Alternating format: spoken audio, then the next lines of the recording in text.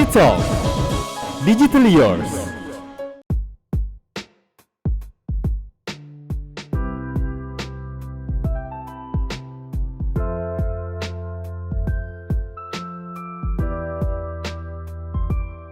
Hai profesional IT, jumpa lagi dengan saya Tarolai. Melanjutkan dari serial Zero Trust. Sebelumnya kita sudah membahas mengenai Zero Trust pertama menggunakan micro segmentation. Kita membagi antara arsitektur network dengan arsitektur security, plus juga dari sisi aplikasinya kita pisahkan di situ. Nah, kali ini dengan adanya Zero Trust 2 kita akan menyentuh komponen yang sulit sekali kita lakukan di kondisi di mana ada user di everywhere. Jadi sudah tidak ada lagi insight, yaitu komponen mengenai identity. Dengan menggunakan perimeter security, kita menggunakan identity lebih mudah. Karena apa? Semuanya ada di dalam kantor, kita bisa melakukan authentication menggunakan Active Directory, LDAP, dan seterusnya. Dan semua adalah dalam kondisi trusted, ada di dalam insight. Tapi sekarang insight-nya udah nggak ada. Semuanya ada, sebagian besar ada di outside. Lalu bagaimana dengan identity-nya ini? Bagaimana kita melakukan authentication? Usernya ada di mana? Jadi kita membawa sekarang identity dan akses ke ranah internet, ranah yang publik. Dan itu akan menjadi suatu tantangan yang sangat utama dengan kita akan bahas di dalam Zero Trust 2-nya ini. Yang kedua itu adalah user live everywhere. Usernya udah di mana-mana. Jadi kita tidak bisa lagi menggunakan konsep user di dalam ataupun di luar. Jadi user is just user. Another thing adalah user bukan melulu karyawan internal saja. Yang disebut user itu juga bisa menjadi customer, bisa juga menjadi nasabah, bisa juga menjadi partner. Jadi kalau dulu konsepnya kita secara primitif yang namanya authentication, ada user dan kredensialnya, entah dari password dan sebagainya, itu adalah untuk karyawan internal. Now, not anymore. Karena apa? Misalnya internet banking kita memberikan akses kepada si nasabah, si customer untuk mengakses ke sistem kita. Berarti kita menyediakan juga user kredensial buat pihak ketiga, bukan karyawan internal, untuk mengakses kita punya sistem perbankan. Itu artinya kita juga memberikan si nasabah itu sebagai user juga dari sisi sistem kita. Juga dengan adanya ERP, kita juga membuka akses terhadap pihak ketiga. Misalnya kalau ada perusahaan ekonomi digital, e-commerce dan sebagainya, transaksi keuangannya harus menggunakan misalnya fasilitas perbankan dengan internet banking ataupun mobile banking dan sebagainya, ataupun juga dengan adanya wallet payment, berarti kita juga membuka suatu akses, memberikan suatu kredensial terhadap partner. So tantangannya sekarang makin luas. Jadi tadi kita masih berkutat di Zero Trust 1 itu masih berkutat dari membongkar dari sisi arsitekturnya.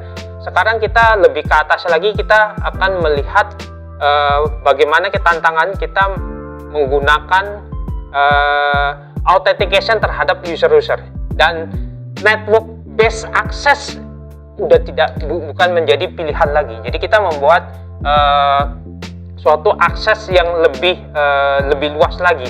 Jadi komponen security-nya, jadi masih di dalam kita punya server dan sebagainya. Ini ada server, masing-masing server dan sebagainya. Kita akan memberikan akses terhadap pihak ketiga. Jadi ini ada bagi si user, dan usernya ini bukan lagi di dalam, tapi udah di outside everywhere. Usernya itu bisa sebagai nasabah, bisa juga sebagai karyawan, bisa juga sebagai partner. Nah, Untuk melakukan akses terhadap kita punya, dan ini kan juga bisa dalam bentuk di cloud ya, jadi bukan di on premise dari corporate, tetapi juga bisa dalam kondisi di cloudnya. Nah, pada saat si user ini mau mengakses ke sini, kita membutuhkan satu komponen yang lebih utama, itu adalah komponen yang disebut dengan trust inferrer. Yang mana trust inferrer ini adalah suatu parameter kalau mau akses ke dalam server ini, jadi ini server A, server B, server C, masing-masing harus menentukan dari sisi scoringnya, OS-nya.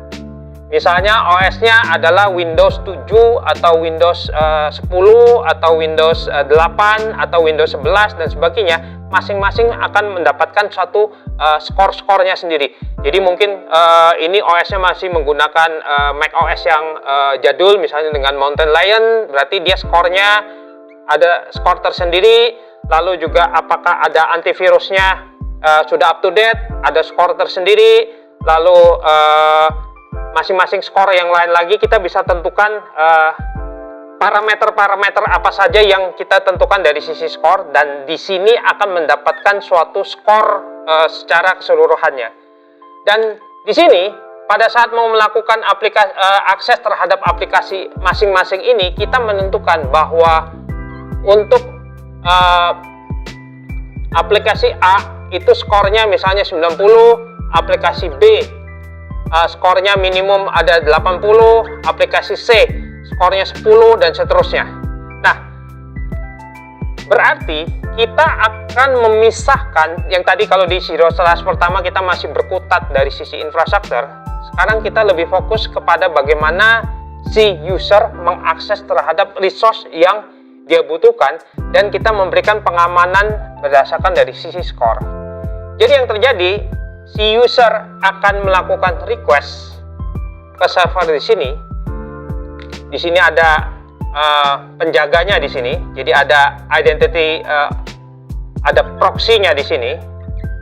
Jadi pada saat si user melakukan akses, si proxy akan tahu bahwa dia akan men-challenge ke sini, ke device-nya itu adalah dia akan challenge dari sisi sertifikatnya.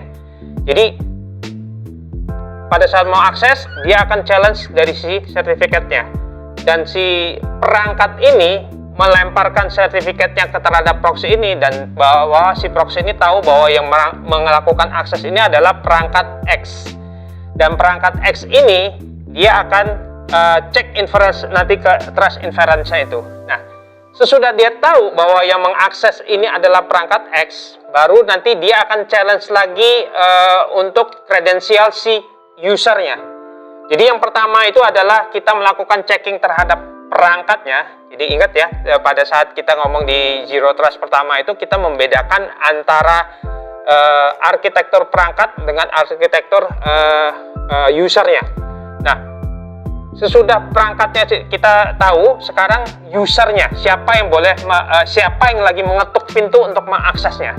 Berarti dia akan challenge user kredensialnya, termasuk 2FA-nya, multi factor authentication-nya. Jadi mungkin dia akan bilang, oh nama saya Taro, kredensial password saya ini, lalu juga mungkin juga 2FA-nya dengan challenge dari sisi SMS, whatever. Berarti si proxy tahu sekarang bahwa yang mengakses adalah Taro. Nah, dengan mengakses Taro, berarti dia sudah tahu bahwa yang melakukan akses adalah si Taro dan dari perangkat X. Next-nya adalah si orang yang lagi ketok-ketok ini, dia mau mengakses kemana? Bahwa dia akan melakukan akses ke server A, ke aplikasi A. Entah itu email, entah itu ERP sistem dan sebagainya. Sesudah lengkap, berarti dia udah tahu yang mengakses itu adalah perangkat menggunakan perangkat X, yang lalu orang yang melakukan aksesnya itu adalah si Taro, dan ketiga dia mau request akses kepada aplikasi A. Sesudah tiga ini lengkap, maka si proxy ini akan melakukan checking terhadap trust inferrer. oh si perangkat Taro itu, si perangkat X yang digunakan Taro itu masih menggunakan OS yang misalnya OS Windows 10. Sedangkan Windows 10 itu skornya itu adalah misalnya 70. Lalu antivirusnya sudah up to date sih, berarti skornya itu adalah 80. Lalu apakah ada di perangkatnya itu ada aplikasi-aplikasi bajakan dan sebagainya, ada skornya lagi dan sebagainya. Skor totalnya akan didapat sesuatu. Misalnya skor totalnya adalah 88. Lalu karena ini mau cek ke si Taro itu mau mengakses aplikasi A dan dia lihat skornya adalah 88, sedangkan untuk mengakses aplikasi A itu dibutuhkan skornya minimal 90. Otomatis akses yang di request oleh si Taro itu akan denied. Dengan cara ini maka pada saat melakukan authentication, kan tadi kita bilang Zero Trust itu harus verified, harus di-authenticate dan juga dicek semuanya.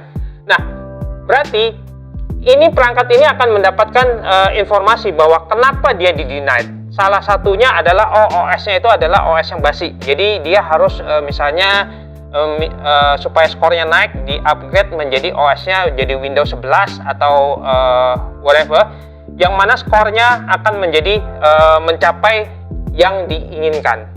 Dengan cara demikian, misalnya OS-nya karena ini OS jadul, berarti dia akan diminta untuk upgrade dulu OS-nya. Nah, hal ini akan membuat bahwa dengan cara Zero Trust 2 ini, komponen pengamanannya yang tadinya itu kita fokus di server dan sebagainya, sekarang kita fokus terhadap how we want to access. Jadi bukan lagi ngeributin dari sisi arsitektur dan networking dan sebagainya, tapi kita sudah fokus how to accessnya ini. Jadi ini akan memisahkan secara infrastruktur dan juga dengan security. Demikian dari Zero Trust 2, dan kita akan lanjutkan lagi dengan Zero Trust yang selanjutnya. T-Talk Digital Yours.